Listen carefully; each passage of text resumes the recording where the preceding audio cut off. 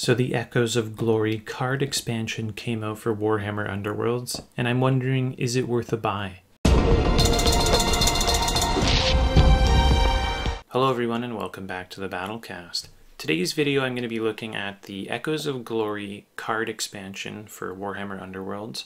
This is because of the re-release of the Garrix Reavers and the Steelhearts Champions, which have unique cards inside them. So this is for people who don't own Shadespire, but want to have those war bands. You know, I'm not particularly sure why. Garrix Reavers, bless them, not the greatest. Steelhearts are obviously pretty good, but I think there are war bands now that fill their role better, like Magors or whatever.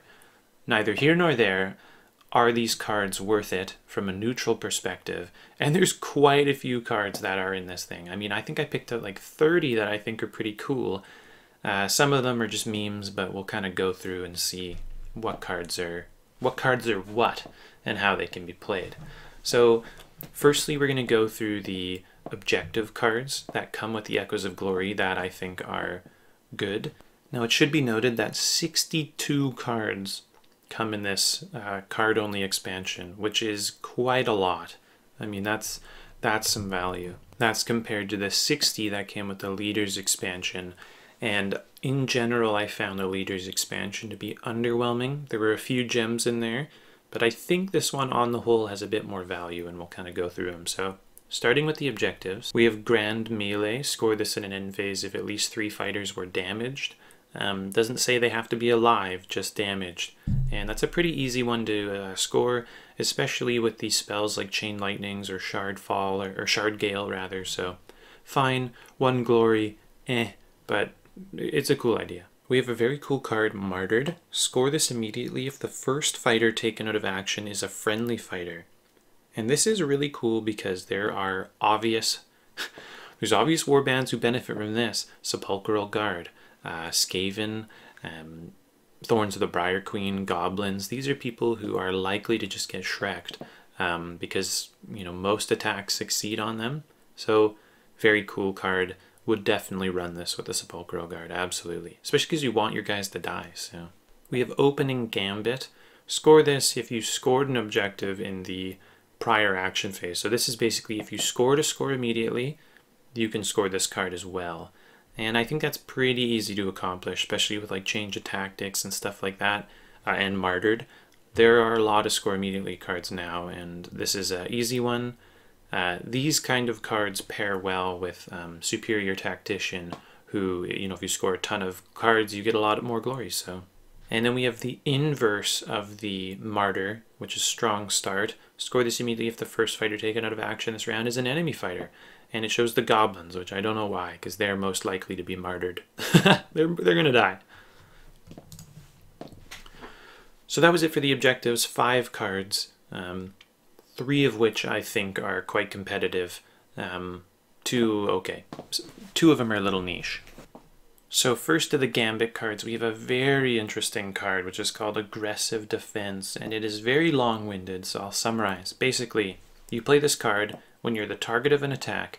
You can't defend yourself, but if you live, you get to hit them back and you can't be driven back. And this card's really interesting because there are definitely people who benefit from this.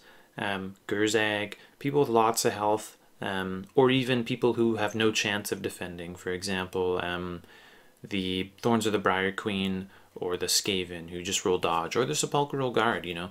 The champion's got 3 health. If they're coming at you and only hitting you for 1 or 2, you could make a gambit and, you know, hope that they don't have something like Trap, or I guess they couldn't play Trap because they can't push you back. That's pretty trippy actually. It protects you against Trap and Pit Trap, but you know, if they have Twist the Knife or whatever, then you're hooped.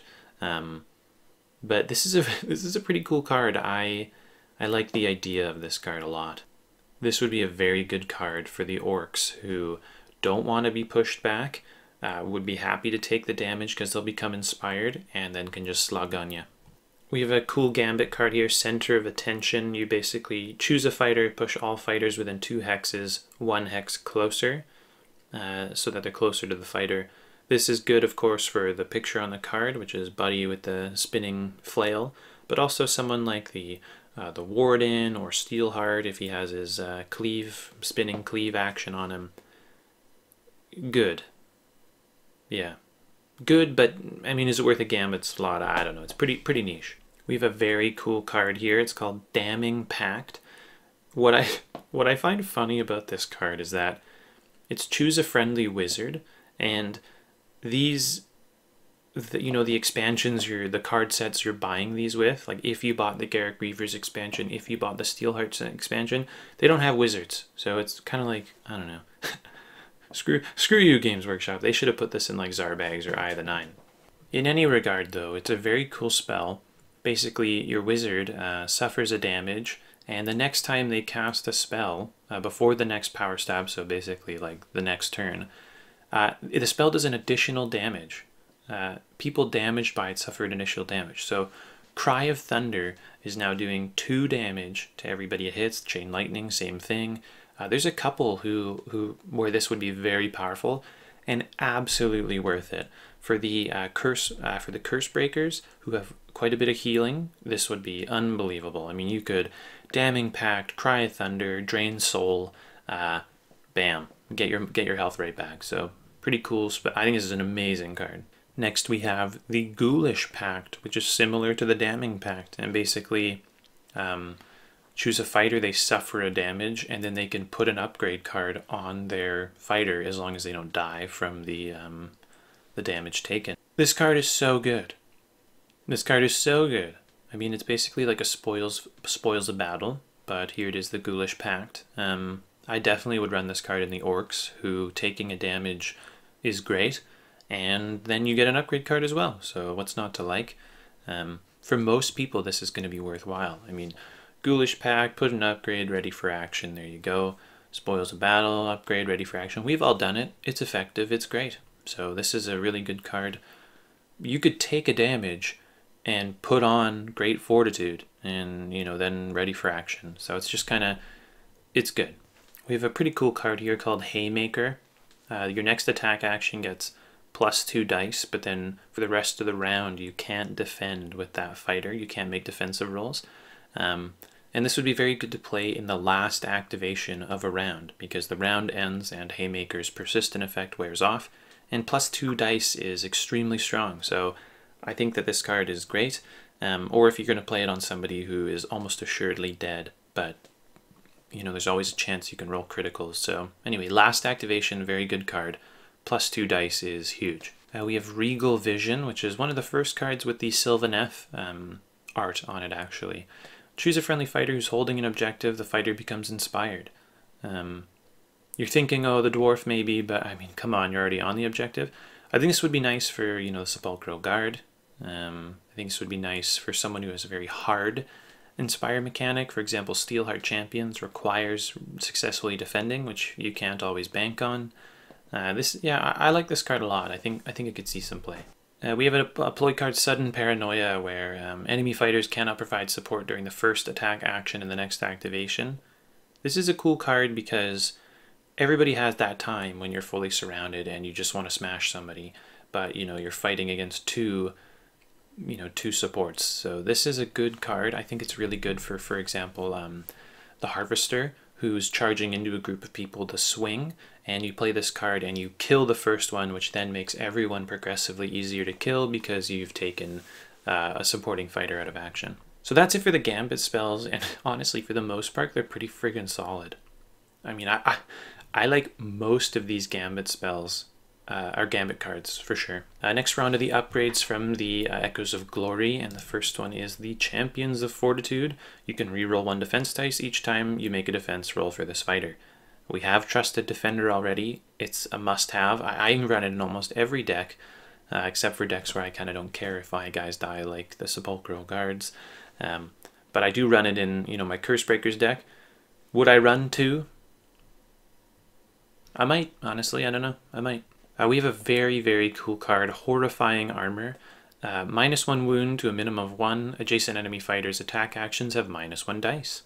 So -1 health is inherently worse for some people than others. If you bring someone with 3 health to 2 health, well, now you're very killable by many people. But if you bring Gurzag to 4 health, and people have -1 dice when attacking you, oh my god, it's so much harder to kill you. Or for example, if you have someone who has 2 health and you bring them to 1 health, I mean, you're probably dead anyway, so having the -1 dice and being able to defend is very good. I think Horrifying Armor is very good. Steelheart's Champions could do this, you know, they inspire if you're, you know, they roll a shield. Anyone with shield could consider running this card, I think, because -1 attack dice benefits shields better. The only way they're going to beat your single shield roll is if they roll 2 successes, or critical, but 2 successes. Well, now they can just roll 1, and you can just roll 1, and you win the defense. So yeah, we have Ready for the Fight, which is an upgrade, and basically if somebody charges, you can push yourself 2 to end up next to them. There's a ploy counter charge that is very similar. It's 3 hexes, but this is actually an upgrade, and it can be used multiple times. And I think this is really cool because, especially if you're like, you know, like an orc, and you're fighting against like the Sepulchral Guard, and they're charging other people, you can kind of just move over and support, and then you didn't, you know, you were pushed, you didn't move, so then you end up next to them, you can kill them, and someone else charges, well, you can push yourself over there and kill. And this is the best card I've seen for attacking people without moving, basically. So in theory, you could be pushed around the map and just attack for your activations because their charges are allowing you to be next to them. So I think this is a really cool card. What's also interesting is that if, for example, they charge you, you can still push yourself around them so that you're still adjacent to them, but maybe they're not supporting you anymore. Maybe you've moved yourself so they don't get their support. I think this is actually one of the best upgrade cards in the game. Yeah, I'm going to say it. I think this is one of the best upgrade cards in the game defensively. There's so much flexibility. You know, they push you off an objective. Well, now you can move on to the objective because they've charged or something like that. I think this is a really good card. We've got 2 tomes. First one, Tome of Glories. Action. If this fighter is holding an objective, gain a glory. Place a charge token next to this fighter. So that's, so you spend a glory.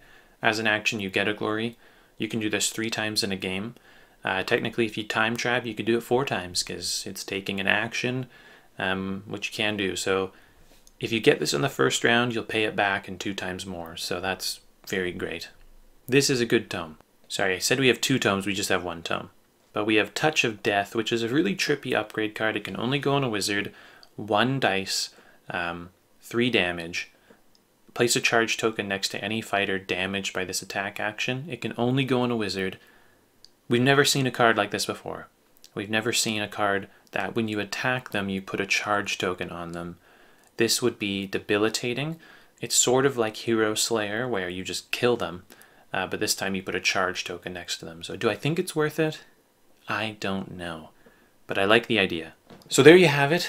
That is the entire set, or rather, that is the cards I think are good from the Echoes of Glory. Do I think it's worth a buy? For 20 bucks, I do. I think this blows the doors off of the Leaders expansion. I think the Leaders card expansion looks like shit compared to this one, honestly. There are some seriously strong cards in here. There is Martyred Strong Start, Opening Gambit, Aggressive Defense, which I think is crazy, Damning and Ghoulish Pact, which are quite cool, Haymaker, which is alright.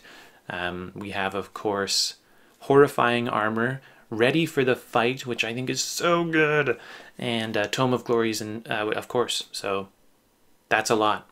I think it's worth it. I'm going to get it. Hope you enjoyed. I'll see you next time. Thanks for watching. I hope you enjoyed the video.